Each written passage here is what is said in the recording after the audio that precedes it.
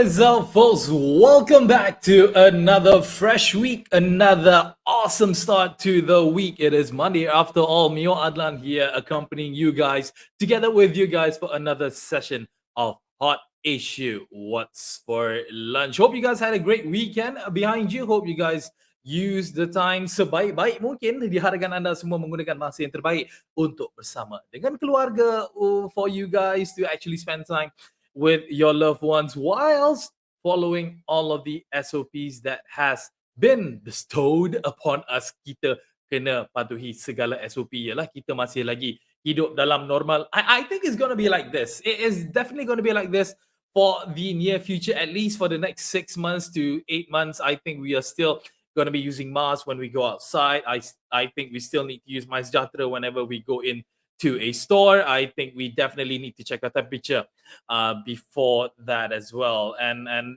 get used to it. This is how it is. This is how the situation is right now, and hopefully you guys are acclimatized with it. Hopefully that you guys are used to it, that it is second to nature. Tak payah nak diingatkan lagi dah. Semua dah ready dah dengan handphone masing-masing, dengan mobile phone masing-masing untuk go and click, or should I say scan that QR code whenever you want to enter a public area. One person that I know who will always follow SOPs, memang dia akan ikut segala SOP yang telah diberikan, bukan sebab dia paranoid, bukan sebab dia paranoia, tapi sebab dia adalah seorang yang sangat bertanggungjawab, yang sangat pentingkan kesejahteraan dan kebahagiaan rakan-rakan setempat dan juga sekeliling. Skemanya bunyi suara saya ini lain tak bukan Mr. Melvin Lam. Hey Melvin. Hi, good afternoon to you. How's the weekend? My weekend was great. It was a good downtime together, with my wife, with my daughter. We had we managed to go out to find something, bukan sebab sengaja nak keluar, but we were on a hunt to find something. So yeah, I follow SOPs, Melvin. Jangan marah I. What do you mean on the hunt? You don't know where you're going.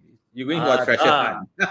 Hunt tu sebab I nak bagi disclaimer yang I keluar sebab ada benda yang I nak buat. Sebab ada benda yang nak cari, bukan sebab keluar sengaja nak keluar. So that was my reason. Yeah, but just on what you say, the next few months probably we need to still wear masks, use MySejahtera, our temperature check. I think it should be our new lifestyle. Wearing mask, I think, is very crucial now. Even it's endemic, but you can actually contact even you're double so-called fully vaccinated. Even I believe soon we have our booster programs on. I think we still need to wear masks. I think make it as part of our lifestyle. Make it part of lifestyle when you enter to any outlets. Make sure all you use your MySejahtera, scan it and all this, because if anything happens, it's easy to detect you. I mean, we do not like to be monitored. We do not like to be monitored where we go. Exactly. But then we need it, Tapi sebenarnya Marvin, I nak cerita dengan you juga before we actually go into our topics. I jealous lah because over the weekend, I was watching sporting events happening in the US, in the UK. Diorang semua dah tak pakai mask dah. Diorang semua dah boleh berpelukan. Diorang semua dah boleh duduk rapat-rapat. It's like the pandemic, or should I say COVID-19, never even visited their country at all. Semua dah macam bebas lah, Melvin. Bila kita nak macam tu?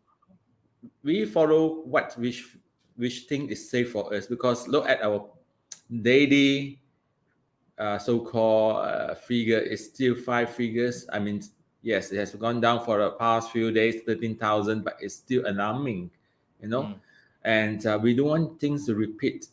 Remember when we started this, when numbers shoot down to even 2 figures, 10, 20, the whole nation's got panic. Yeah. Then I mean, it's not too long ago. It was last year. Then everything's relaxed, go back. We think it's over. We have to come back, lockdown, second time, and then things relax.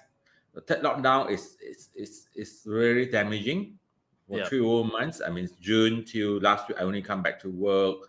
So if it's locked down it will lock down the whole country flat. Yeah. Itu yang kita nak jauhkan diri sebenarnya. That's the thing that we want to avoid so much. So please, Malaysia, please do not feel too comfortable. Granted, there's a lot of access that is given to us right now. Yes, a lot of places that we can actually go right now. But it is still our responsibility to make sure that we take care of ourselves. We do whatever it is that we Yeah, need to I do. just also So, want, Mel, I just want to emphasize. I mean, let's say in our closest neighbor country, Singapore, when the lockdown was over, they give this. I mean, how much they give to the per citizens allowances for being keep them at home. In US too, but our government, I mean, we are in the states that we can't afford to give that 100 ringgit to keep you in for bujang. What can you do with that? yeah, You correct. know, so we have to keep safe so we can work, we continue our lifestyle, working, contribute to the economy. Yeah, that's Exactly. what We brings you need to why we have so actually. many violence. Hence why we need to always remember that, it always starts with you. It always starts with you yourself. You can ada mentality Yeah, anda semua. You have to have this mentality that if you do not do it, nobody else will. So always start yeah. with yourself. Always be the one responsible. Pedulilah kalau you ada tengok minoriti orang yang tak nak dengar cakap tu, at least you're doing your part. Why? Because you care about your community, you care about your loved ones, and moreover, you care about yourself even more. All right, so let's jump to the first topic Okay. that we have today. It is a very, very serious topic and alarming topic at that, because Yeah, again, we've been talking over and over and over and over again about how the pandemic has actually hit us financially, how it has hit us mentally, how it yeah, has hit us spiritually as well. And unfortunately, disebabkan a lot of people aren't able to actually go out, they have to be indoors because of the lockdown and everything. A lot of bad things have been happening within their own household. Definitely, a lot of people out there knows this term when I talk about domestic violence. Domestic violence is something that, violence ataupun kekerasan yang berlaku indoors within your own safe area, within your own household. And these are the things that we want to bring up to you guys today, this afternoon, is because it has been on a rise. The cases that has been reported in regards of domestic violence has been on a rise almost daily ever since the pandemic hit our shores. Kick things off with this, Melvin. yes. Our Minister of Women's Family Community Development Minister, Dr. Sri Rina Harun, she have reported in recently that there's over 9,000 report cases of domestic violence since the MCO started last year. You know, and itself of that, this year January to October, there's almost 5,000 cases reported, and we always believe those reported cases, those who have probably take the initiative and report to the police, represent 10 unreported cases. Wow. Uh, So do, one do, do, reported you- do, cases you- do, you- represents do 10 you know my unreported. logic? A lot of people are those introverts. They're afraid malu to report and all, hoping to get it over. So one reported case easily represents 10 unreported cases up there. So it's getting something that we should look into. I mean, her ministry is involved in this because I believe most of the cases are also affected the B40 group, or rather now the B50 group. Yeah. Yeah, because income is always, at the end of the day, it's always the evil of money. Mhm. It's always most of the cases of such domestic cases. I mean, in good times, probably your husband's, your wife having extra affair outside, but when you're doing lockdown, you see each other, and then probably your income is less. It's getting tired seeing each other for days after days, and in most of the cases, they live in small flats or apartments. They have no room for themselves. Yeah, You know, correct. so this And yeah, to share with our audiences a bit of numbers again, you have mentioned just now, Melvin, that Dato Sri Rina Harun, our Minister of Women, Family and Community Development, has mentioned that 9,015 police reports were lodged for domestic violence since the MCO happened last year. And it is yeah, also reported in 2021 alone, reports received for domestic violence cases from January until now is about 4,905, and the numbers are very I think I totally believe in you. I totally I totally understand you when you say that, when people report these cases, more often or not, a lot more cases which are not actually reported. Is it because our culture ke, ataupun sebab kita Asian, kita pemalu ke, all those kind of things? But I have actually seen personally, with my own eyes, that women, especially, I mean, like it or not, at the end of the day, when it comes to domestic violence, unfortunately it involves women as victim. And diorang ni sebenarnya, women ni, diorang tak nak report sebab diorang malu satu. Kenapa? Sebab diorang tak nak suami diorang dapat nama yang buruk. Yang kedua, diorang takut, they are afraid of what is to happen to them should their husband or should their partners find out that their wives or their partners actually report them to the authorities. So these are the kind of things that is happening right now, and unfortunately, that a lot of people, they are so afraid to actually come out to the public, or should I say, come out and lodge a report, because of this mindset yang kata it's fine, it's okay, I tak kacau orang, I je kena, tak apa, anak I tak kena pukul, biar I kena pukul. That's wrong, isn't it, Melvin? That's definitely wrong. And then it's not only to the wife, the spouse, it's to the children. If they have children, they will face the so-called the mental stress as well. When the moms, the parents are quarreling, if the fathers are beating up the mothers, and even themselves, the children are sometimes are the victims of domestic violences. There's two mentioned cases. One it happens in Penang. It says here that where do I have it here? I think you're talking about the July 14 case, right? Yes. Yeah. So it happens in Penang that July 14 that it says that 35% increase compared to the same period of last year. And one of the reasons is that increase could be the pressure and stress that people are facing in COVID-19 pandemic, and also in Terengganu, it's also reported that it's an increase. Occur in last year, 2020, and the cases reported compasses of rape, sodomy, as well as domestic abuse involving children. So as you say, they don't want to report, but a lot of people don't want to report because of the family's honor, So this is something that we face in our culture. As we bring up also, those are created from stress and to mental, and they will not actually share this with someone or talk to someone to relieve the stress. So it's all accumulated inside, and you don't know where it will break out.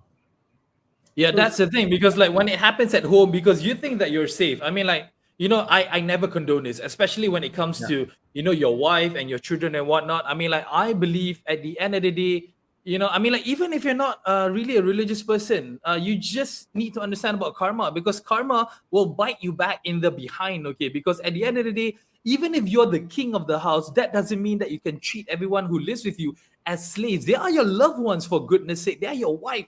They are your children. If you are treating your wife and your children like this, how do you think that they're going to be growing up, as a human being, traumatized? Like you said, they are being raped, they're being sodomized and everything. How do you think they're going to be able to actually live their lives moving forward?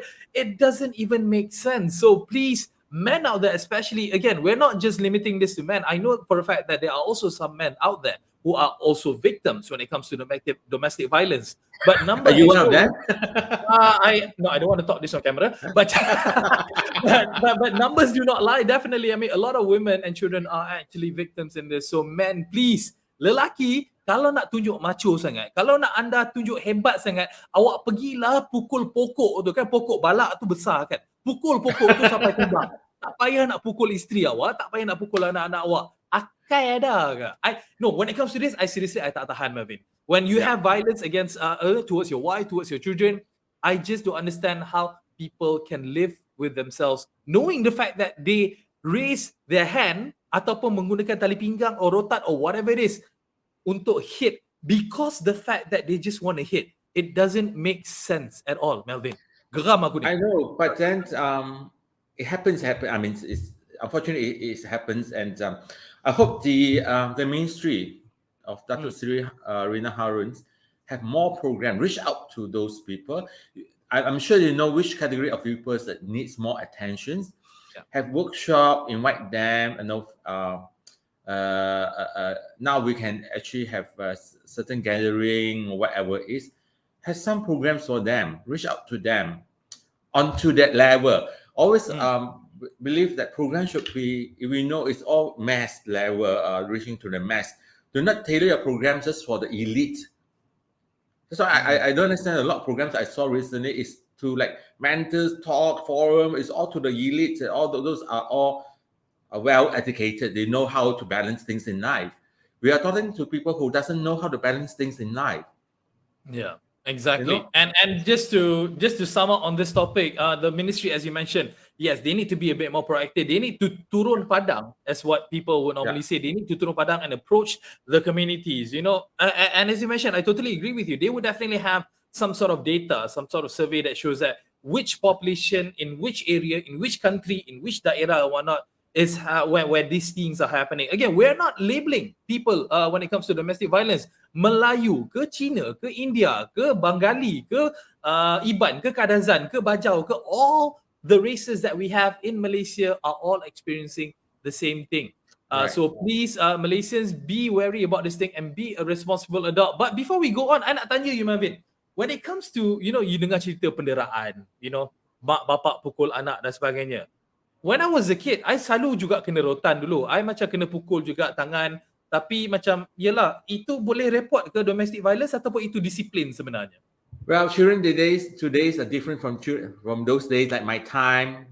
Your time, huh? Your time. Yeah, my time. I know what you're going to talk about. I'm entering the golden age. No, because like, you know, that's I will have priorities. So I have no need to line up. I have a different dedicated counter for me.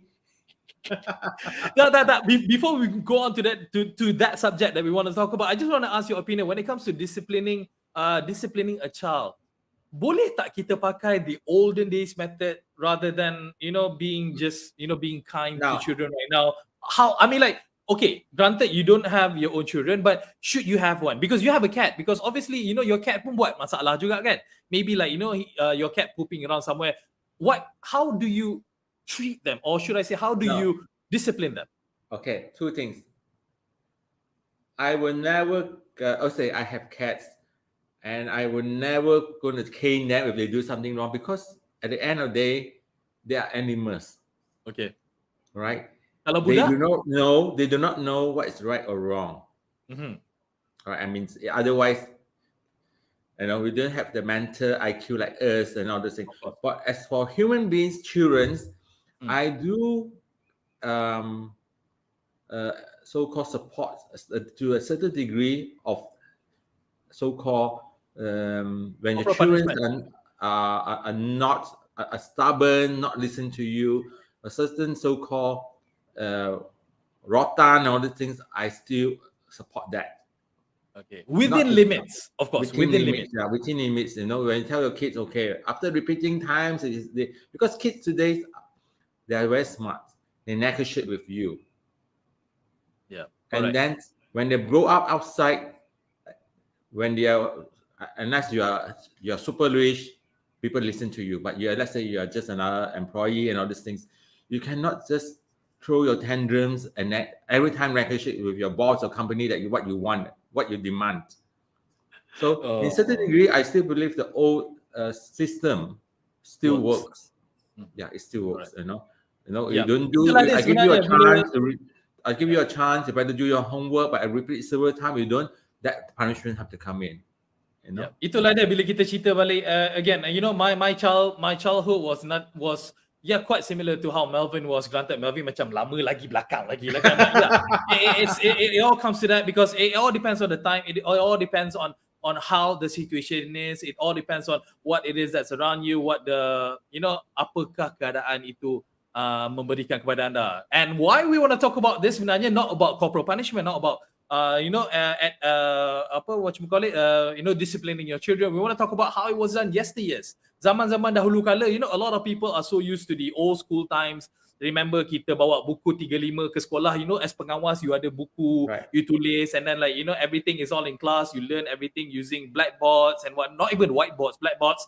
Unfortunately, right now, or should I say fortunately, we have gone so far off in the future in which that everything else is just like at the tip of your finger. Semuanya senang. Technology is there. You got your internet, you got your website, you got your blah blah blah and whatnot. And with this, why we are bringing in this topic is that because somehow or other, ada orang rasa tersisih. Some people are being left behind here, specifically the elderly, because of the advancements of technology. And Melvin, boleh tak you cerita pengalaman you sikit, Melvin? Yeah, I tell you honestly, if not because when I was planning to have a semi-retirement, to doing something good for the country, and I thought what could better to take care of our environments, because that time we never even talk about pandemic, the COVID-19, but environment is a very great concerns to me for our future generations. Even though I probably stop when I knock down, I probably stop where there's no worry. Actually, if I'm being greedy, I should not be selfish. I should not be worried that the next generation will not affect me. But we still have young people. I still have my nephew. So I want the world to be better for them. And I also, throughout my experience, a lot of people just know how to complain and never take actions. That's why I come up with the app. Is okay, we take actions to empower ourselves, and we have to act now. Yeah. Until that time, when I want to develop so-called share with my friends, I say, "Oh, act now is now the in trend is a mobile app." That was sometimes 3 years ago, less than 3 years ago, when they say we put that in sketches. That is where I learned the first mobile app that I downloaded was Waze. That was your first mobile app that you downloaded. Waze. I still travel, but I say, okay, give me location, tell me over the phone. Okay, I'm now about to reach you. I will call that person. About to reach you now. I'm this location. Tell me over the phone. I don't even use Waze when it was long time back. Yeah, these are the kind of things that we want to talk about in this short period of time of what the topic that we have is about, how technology has engulfed us totally. Actually, not just for you to find ways using Waze. I mean, like you get Grab, for you to order food. You got your banking institutions having do online business. You have My Sejahtera, the simplest example that we can give. Sorry, My Sejahtera was a force. What the force? Okay, fine.